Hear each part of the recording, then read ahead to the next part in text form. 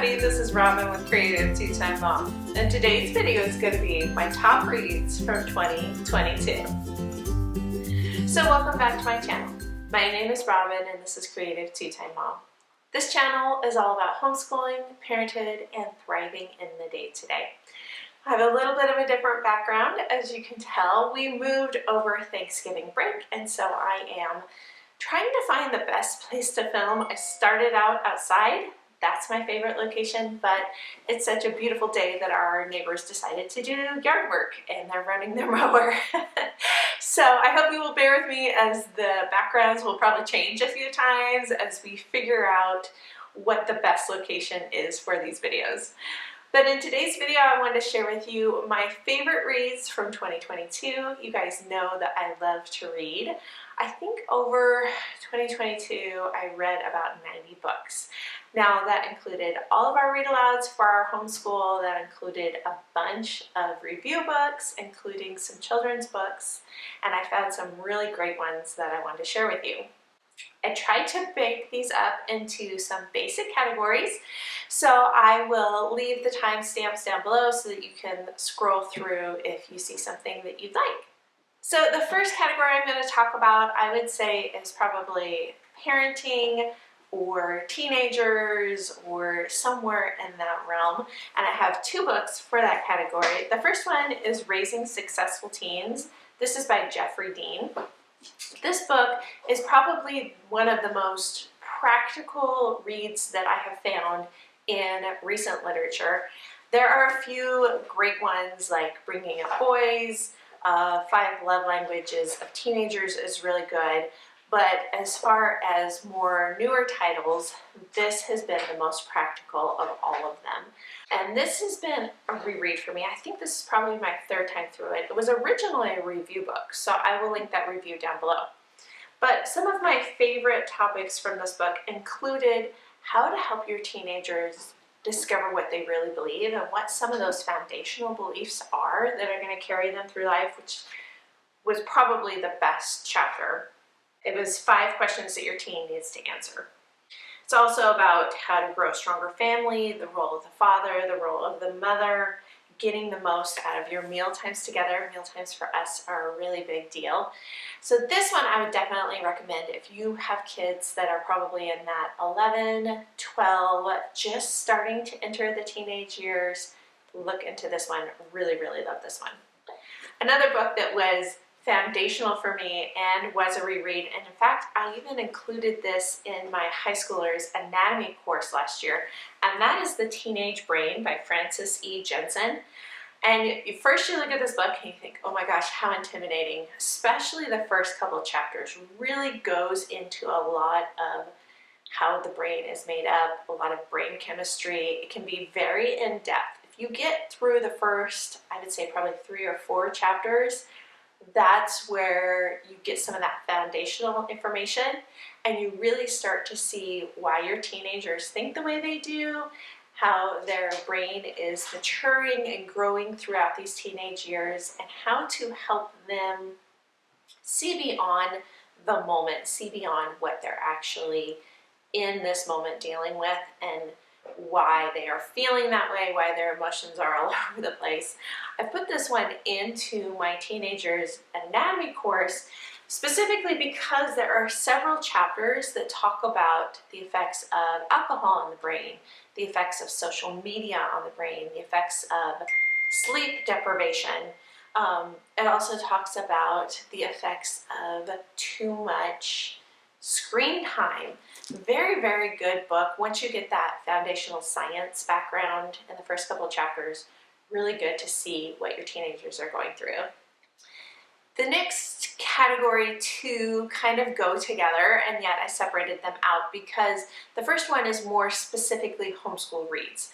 Now, obviously, if you've been around for any amount of time, you know that probably my top homeschool book is Homeschool Bravely, and I return to that one summer after summer. It's my encouraging read that gets me ready for the fall.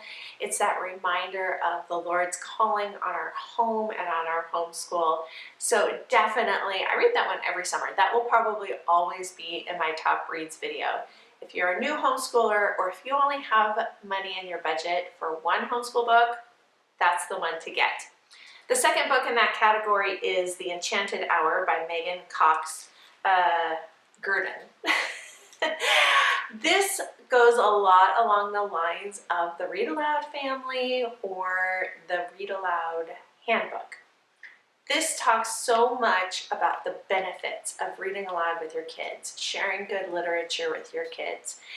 This is one of those books that I wish I would have had when my kids were young. Even if you're not going to homeschool, if you're a mom who just wants to give your kids a great foundation in literature, in vocabulary, and having the ability to express themselves, this book breaks it down and makes it very, very simple as to how to go about doing that, as to why you should do that as a parent.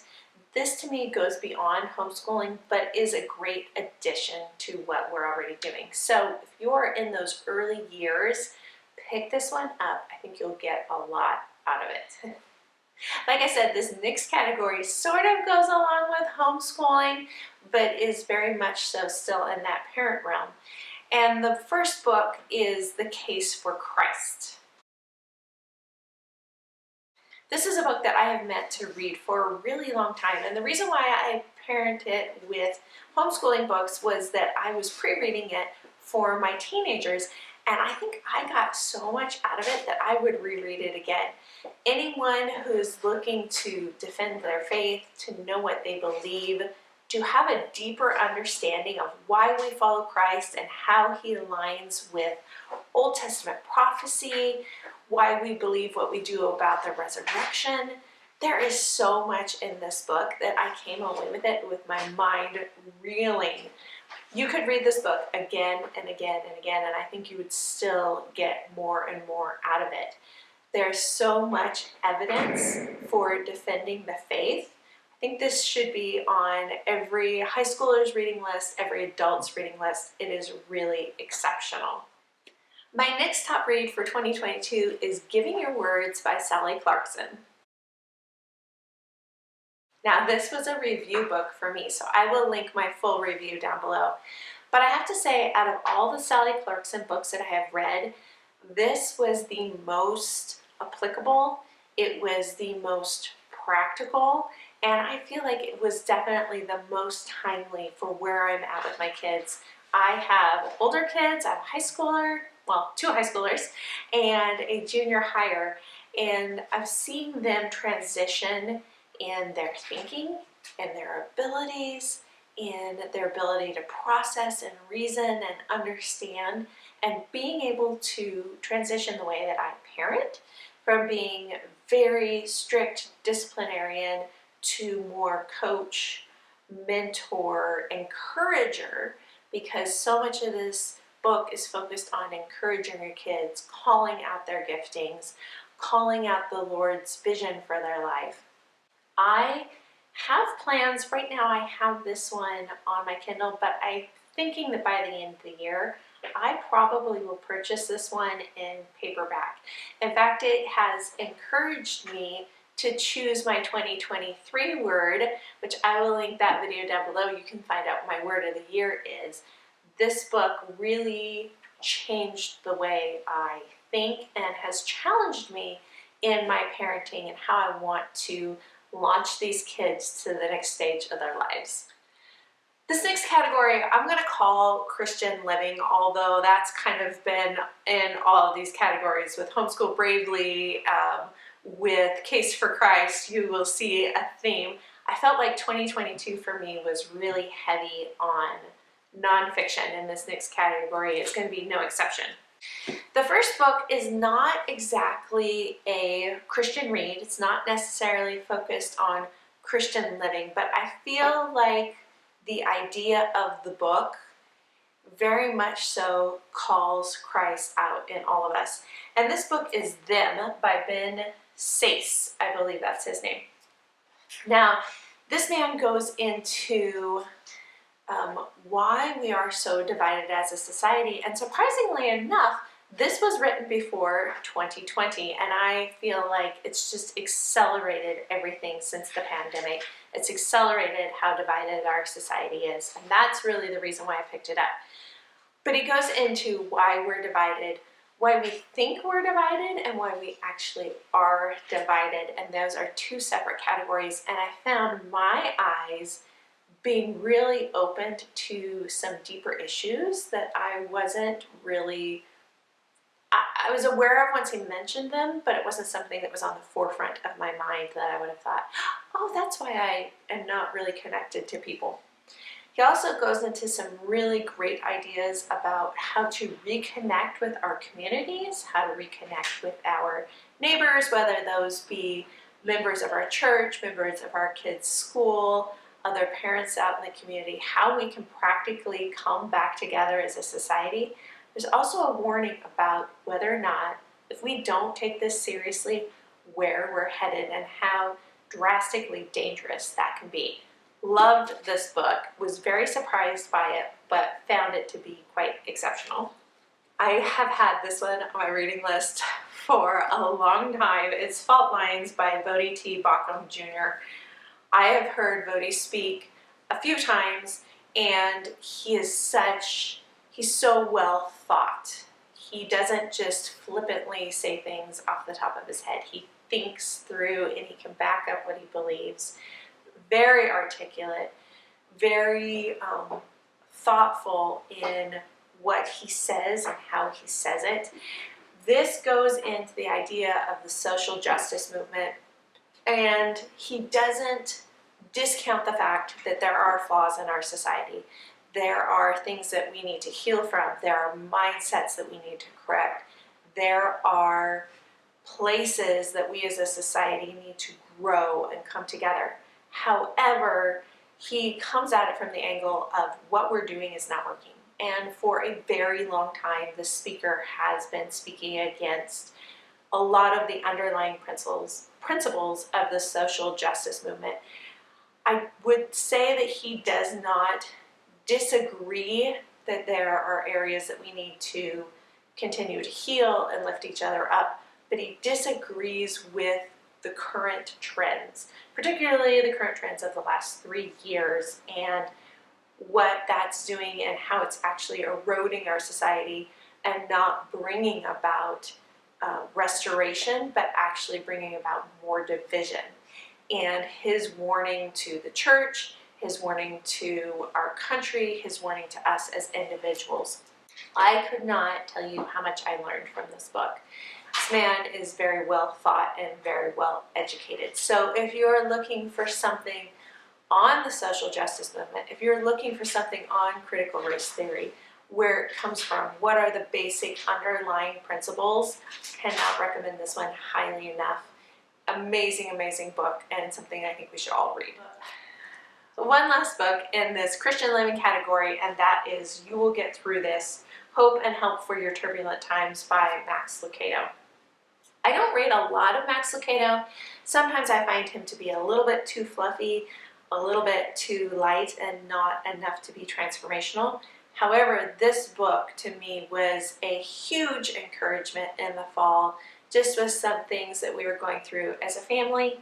He takes the story of Joseph and he follows the principles that we can learn from Joseph's life, how we can have hope that the Lord is leading us, how we can take the actions and the words of Joseph in some instances as an encouragement and in some instances as a warning, some of the things that he didn't do very well that we can learn from. If you are going through any sort of tough life circumstances where you need to wrap your brain around what the Lord's doing in those situations, this is a great book to pick up. So like I said, 2022 was really heavy in the nonfiction category for me. So let's switch gears and talk about some great fictional reads that I read in 2022. The first one was 1 Second After by William R. Forsythe. This, and I read the second one, it's a trilogy, it's 1 year after. These were both a huge departure from something I would typically read. we have sort of an end of the world type scenario where there has been an EMP attack on the United States, and this small town has been cut off from the world. They don't know if it's just them. However, we have a retired military officer who's living in that town, and he knows almost instantaneously what's happening. He understands very quickly. And it's this leadership role that he's been thrust into, partially because, one, of who he is. He's just a natural born leader, and partially, two, because the town that he lives in really needs him. They're all looking to him for guidance and leadership and his expertise in this area. So I've read the first two in the series. I need to pick up the third because they were both amazing. It's one of those books that there are scenes. I don't typically like to do the gore kind of thing, but it comes along once in a while because you see, you know, the hospital is cut off, the old folks home is cut off, there's no medication coming in, there's no clean water coming in, there's a lot of infighting, and how do you rise above that and bring people together. So it was not a typical book that I would read, but especially the first one, One Second After, is really, really intense and amazing. The second one was good, but of course in any trilogy, the second book tends to sort of lax a little bit. So I think in 23, I'm going to pick up the third book in the trilogy. Really, really good, really outside my box, but I would definitely recommend. The next fiction book was Far to Go. Now in 2021, I read the first book in this series, which was Thursday's Child by Noelle Stratfield. And this is an author that I've heard of, but I've heard in relation to the Shoes series, Ballet Shoes, that series of books. I did not realize that this author had written other books. And this is a series that was written that has been revived and represented. And so I reviewed both Thursday's Child and Far to Go, which I will link below. There's some books that you read, you review, you look at them through the lens of, say, a middle schooler or a young adult, and you think, okay, yeah, does that fit that age group? Then there's other books that you review, like this one, and you think, man, yes, that fits my middle schooler, and yet I am still engaged. I'm still interested in this book. I still love this book. And that's the way I felt about Far to Go. Continuing this series, this young heroine and her finding her place in the world, very ambitious, very driven, great story. Definitely one of those that if you choose to do it as a read aloud, everyone would stay engaged. And the last fiction book that I want to share with you is actually two, again in a series. And the first one is The Dragon and the Stone. And the second one is The Prince and the Blight. These are written by Catherine Butler. They were both review books for me, but again, I looked at them through the lens of the age group that they're written for, sort of that 9 to 12 or 13, and I knew that my son would love them, but I also loved them as well and really got into the storyline, and that to me is the sign of a great book. So although I'm looking at my fiction category, and out of the 7 or 8 books that I'm talking about here, the majority of them are written to middle schoolers, I also found myself loving the story, loving the way they were written. These books are not written at your typical middle grade level. They're still challenging. They still have great vocabulary. They still have great description. They still have some really great storylines that will keep a variety of ages interested and engaged, and that's what makes them great books. So that's my top reads for 2022. Did you find any surprises, any that you would like to check out? And leave me a comment down below and let me know what you're reading. In just a few days, I will have a wrap-up of my reads for January of 2023. I hope you guys enjoyed this one, and we'll see you next time. Bye, guys.